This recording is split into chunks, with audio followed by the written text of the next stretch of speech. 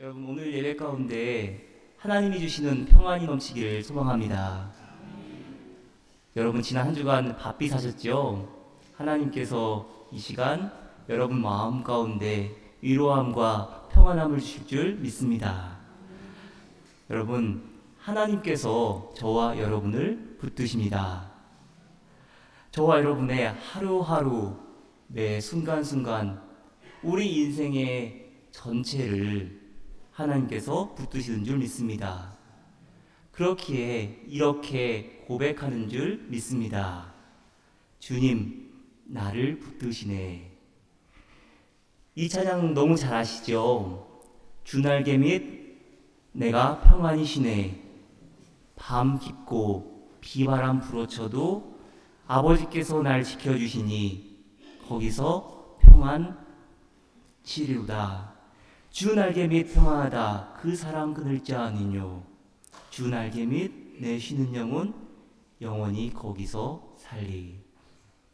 여러분 비바람 불어치는 계절입니다. 여전히 함께 하시고 지켜주시는 하나님 바라보며 나아가는 우리 모두가 되기를 소망합니다. 주님 나를 붙드시기에 주 날개 및 평안하다 고백할 수 있는 저와 여러분인 줄 믿습니다. 한국에서 섬기던 교회 어느 성도님께서 제가 그분께 건넨 인사말을 소재로 글을 쓴 적이 있습니다. 어느 날 제가 그분에게 이렇게 안부를 물었답니다. 잘 지내시지요? 힘든 일은 없으시지요? 그런데 갑자기 그분이 눈물을 펑펑 흘리시면서 꼭꼭 숨겨놓은 채 결코 드러내고 싶지 않은, 남에게 말하고 싶지 않은 그런 이야기들을 하나씩 하나씩 푸셨습니다. 그분의 표현대로 하면 무탈하게 살고 있다고 느끼는 하루하루였는데 그동안의 일들이 주마등처럼 지나가며 눈물이 주르륵 흘러버렸답니다.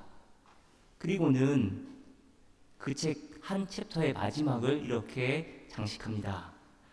안부는 뜻밖의 위로가 됩니다. 진심이 담긴 안부는 포근한 힘을 가지고 있거든요. 제가 받은 위로를 이제 또 위로가 필요한 다른 곳에 따뜻하게 흘려보내기로 합니다. 잘 지내고 계시지요? 힘든 건 없으신지요? 여러분, 안부가 뜻밖의 위로가 됩니다. 여러분 지난 한 주간 잘 지내셨나요? 잠은 평안히 주무셨나요? 정리되지 않는 여러 생각들로 잠 못 드는 밤도 있을 것이고요. 순간순간 두려움에 휩싸이는 분들, 오늘 예배 가운데 저와 여러분의 마음을 하나님께서 만져주시고 평안함을 허락하여 주실 줄 믿습니다. 오늘 본문에서 다윗 역시 우리의 삶과 별반 다를 것 없이 고통받고 고뇌하고 마치 영혼이 깡그리 부서지는 것 같은 그런 시간을 보냅니다. 시편 22편 1절로 2절 말씀에서 하나님을 연거푸 3번이나 부르고 있습니다. 왜 나를 버리시냐는 한탄이고 원망입니다. 나의 하나님, 나의 하나님, 어찌하여 나를 버리십니까? 어찌하여 그리 멀리 계셔서 살려달라고 울부짖는 나의 간구를 듣지 아니하십니까? 나의 하나님, 온종일 불러도 대답하지 않으시고 밤새도록 부르짖어도 모르는 채 하십니다. 잠자코 침묵하시는 하나님을 깨우고 싶은 다윗의 절규입니다. 광풍에 휩쓸려 두려움에 떨던 제자들이 예수님을 향해 외칩니다. 우리가 죽게 된 것을 왜 돌보시지 아니하나이까? 지금 다윗 역시도 하나님을 향해 외치고 있는 것입니다. 왜 우리를 돌보시지 않습니까? 근데 여러분, 예수님께서 바다 한가운데서 두려움에 떨고 있는 제자들에게 뭐라 말씀하십니까? 오늘 이 시간 저와 여러분에게도 동일하게 말씀하십니다. 두려움에 떨고 있고 걱정, 근심에 쌓여있는 우리 모두에게도 이렇게 동일하게 말씀하십니다. 마가복음 4장 40절 말씀, 이에 제자들에게 이르시되 어찌하여 이렇게 무서워하느냐, 너희가 어찌 믿음이 없느냐. 사랑하는 여러분, 무서워하지 마시길 바랍니다. 두려워하지 마시길 바랍니다. 믿음으로 주님을 신뢰함으로 나아가시길 바랍니다. 저와 여러분 분명히 그렇게 할 수 있는 이유, 하나님께서 함께 하시기 때문입니다. 오늘 이 시간 이 예배 가운데 하나님께서 임재하시고 우리 마음에 내주하시기 때문입니다. 오늘 보면 시편 22편 11절로 21절에서 다윗은 탄식하고 간청합니다. 지금 처한 상황이 얼마나 절절한지를 애절하게 노래하고 있는데요. 14절, 15절 한번 들어보시길 바랍니다. 나는 쏟아진 물처럼 기운이 빠져버렸고 뼈마디가 모두 어그러졌습니다. 나의 마음이 촛물처럼 녹아내려 절망에 빠졌습니다. 나의 입은 옹기처럼 말라버렸고 나의 혀는 입천장에 붙어있으니 주님께서 나를 완전히 매장되도록 내버려 두셨기 때문입니다. 예수님의 십자가처럼 묻지 않은 아픔이고 수치입니다. 12절 16절 보면은 극심한 두려움과 무서움에 둘러싸고 에워싸여 있다고 토로합니다. 그렇기에 11절 19절 말씀에서 나를 멀리하지 말라고, 하나님 나를 멀리하지 말아 주옵소서 기도합니다.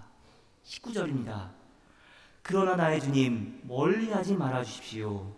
나의 힘이신 주님 어서 빨리 나를 도와주십시오. 오늘 본문 읽을 때 여러분 이러한 그림을 한번 연상해 보시길 바랍니다. 과연 다윗, 진정 다윗을 에워싸고 둘러싸고 있는 것이 무엇입니까? 다윗은 지금 두려움과 수치심에 떨고 있습니다. 마치 외부적인 환경 조건들이, 악조건들이 그의 생명을 둘러싸고 옥죄며 좌지우지하는 것 같아 보입니다. 그런데 진정 다윗을 둘러싸고 있는 것은 무엇입니까? 지금 내 눈에 보이는 것은 그러한 어려운 환경들로 꽉 차 있는 것 같은데, 눈을 들어 산을 보니, 내 마음에 창을 열고 바라보니 주님 여전히 계시다는 고백입니다. 바로 그 순간 그의 마음의 중심이 어디를 향합니까? 나의 주님 나를 멀리하지 말아 주십시오. 나의 힘이신 주님 어서 빨리 나를 도와주십시오. 한없이 움츠렸던 자기 마음을 주님께로 내던집니다. 내 영혼의 중심을 주님께로 향하고 내 인생의 모든 것을 주님께 의탁하고 부탁합니다. 그러자 그의 기도가 어떻게 바뀝니까? 22절 말씀입니다. 사자의 입에서 나를 구하여 주십시오. 들소의 뿔에서 나를 구하여 주십시오. 근데 순간 다윗의 기도가 바뀝니다. 주님께서 나의 기도를 들어주셨습니다. 사랑하는 여러분, 하나님께서 오늘 이 시간 여러분의 기도를 들으시는 줄 믿습니다. 저와 여러분을 붙드시는 주님을 온전히 바라보시길 바랍니다. 주님 붙들 때 우리가 처한 상황은 여전히 그대로지만 주님께서 나의 기도를 들어주셨습니다. 고백할 줄 믿습니다. 19세기 중국 선교사로 갔던 앤 올터 펀이라는 여성의 이야기입니다. 의과대학을 졸업하고 선교사로 지원하여 중국으로 갔습니다. 근데 그 당시에 중국으로 들어간다는 것은 가족과 다시 만날 수 없다는 것을 의미하게 됐습니다. 그러니 앤의 어머니가 얼마나 노심초사하며 딸을 그리워했겠습니까? 딸의 생사 여부라도 알기 위해서 이 앤의 어머니는 중국으로 간 사람들에게 돈을 쥐어주고는 만일 딸이 살아있다면 안전하다 이 한마디만 전보로 보내달라고 청합니다. 얼마 후에 중국에서 순교하고 있는 앤의 전보가 들어옵니다. 그런데 그 전보의 내용은 안전하다가 아니었습니다. safe, 안전하다가 아니라 delighted, 즐겁다였습니다. 매우 만족한다, 매우 기쁘다, 중국에서 들려오는 소식이었습니다. 사랑하는 여러분, 걱정 내려놓으십시오. 염려 내려놓으십시오. 두려움도 내려놓으시길 바랍니다. 하나님 한 번도 나를 실망시킨 적 없으시고 그 어느 것 하나 주의 손길 안 미친 것 전혀 없네 고백하시지 않습니까? 왜 지금 이 처한 작은 어려움 때문에 주님을 신뢰하지 못하고 계십니까?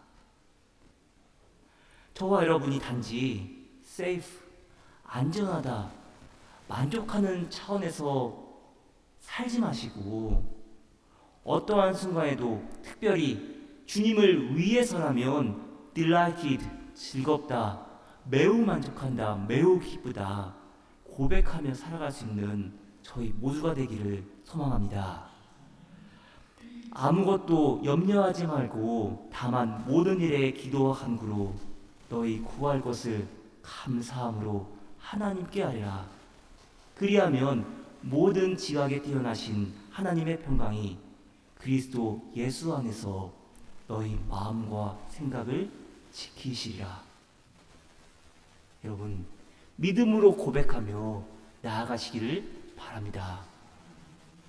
근데 여러분, 여러분에게 찾아오는 고통과 고난의 시간, 이 어려움의 시간을 아무 의미 없이 흘려보내지 마시고요. 그 가운데 여러분에게 들려주시는 하나님의 음성, 그리고 하나님께서 친히 여러분에게 맡기시는 그 사명을 깨달아 하시기를 바랍니다.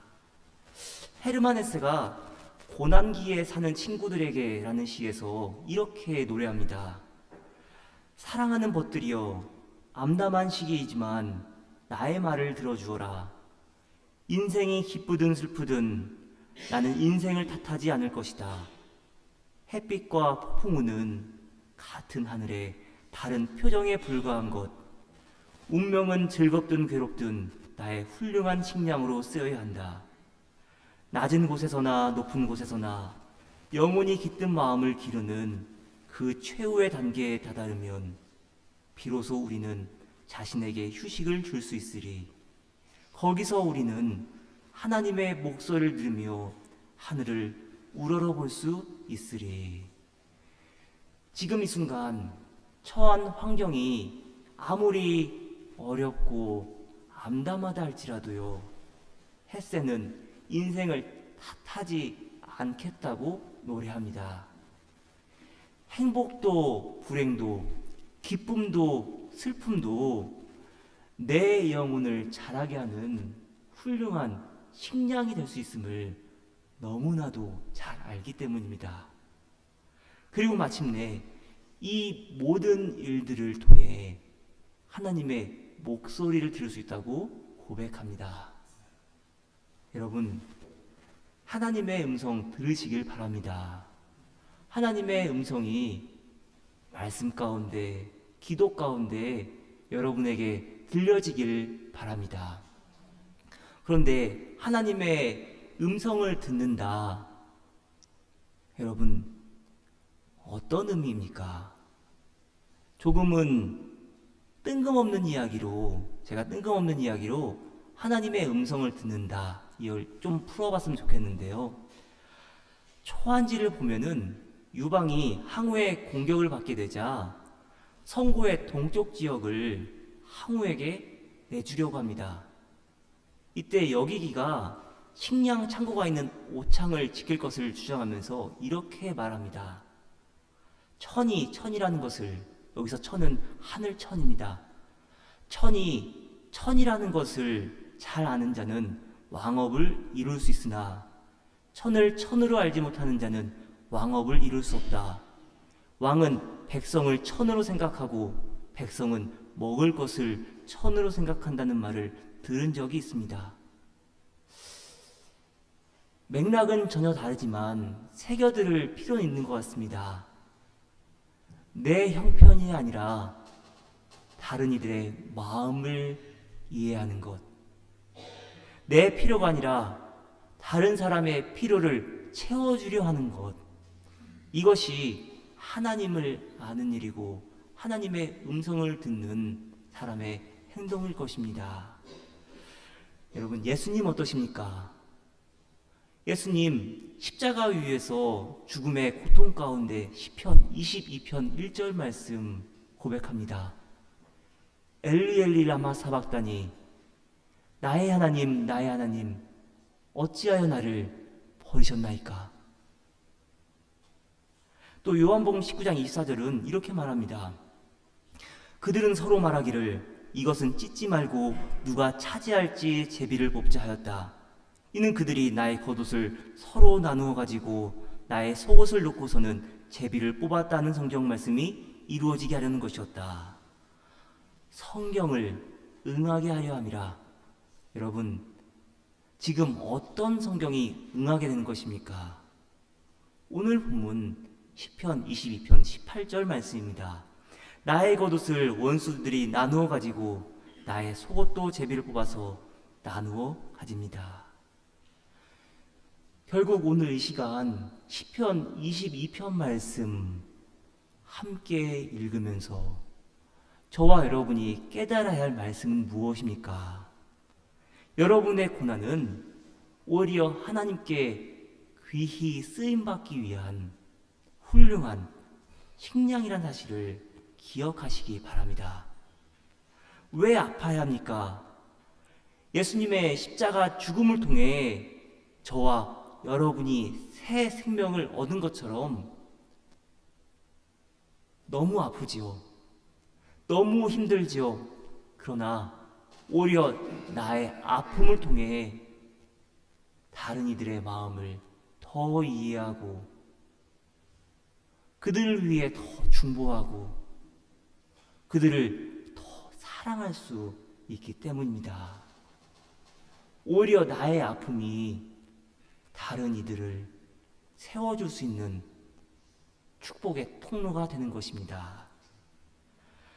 사랑하는 여러분, 오늘 이 시간 정리되지 않은 수많은 생각들, 걱정, 염려, 두려움 내려놓으시길 바랍니다.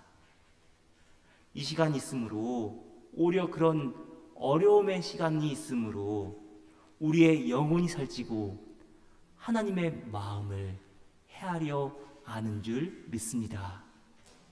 주님께서 나를 붙드시는 이유, 주님 나를 붙드시네 고백하며 또한 주님께서 나를 붙드시는 이유를 깨달아는 저희 모두가 되기를 간절히 바랍니다.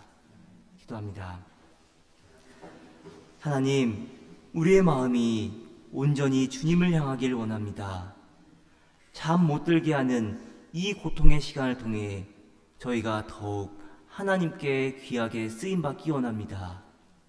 하나님, 문제를 해결하시고 문제의 해결자가 하나님임을 깨달아 알게 하옵소서. 예수 그리스도의 이름으로 기도드립니다. 아멘.